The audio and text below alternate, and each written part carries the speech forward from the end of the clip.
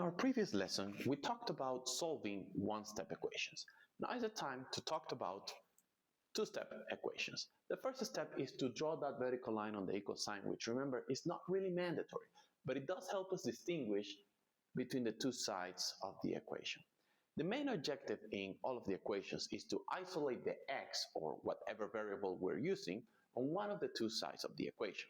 Here we're going to isolate it on this side because the x is already there.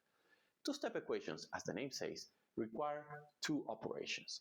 One of them is next to the x, which is a multiplication or division. In this case, it's a multiplication to x. And the other one is a little bit further away, which is an addition or subtraction. In this case, a subtraction, because minus 3 is a subtraction. In this type of equation, we always start with the furthest operation, the addition or subtraction. In this case, a subtraction. And the inverse operation of a subtraction is an addition. So we do plus 3 on this side, but remember the golden rule of algebra, we also need to do plus 3 on this side to balance it out. Minus 3 and plus 3 is 0, so we can cancel them, and 5 plus 3 equals 8. Then we're only left with the 2, which is next to the x, and remember that's a multiplication. The inverse operation of multiplication is division, so we divide by 2, but balance it out by dividing by 2 also here. 2 divided by 2 is 1, we can cancel them, and 8 divided by 2 equals 8. The x is isolated, so x equals 4. Let's try one more example. X over 4 plus 5.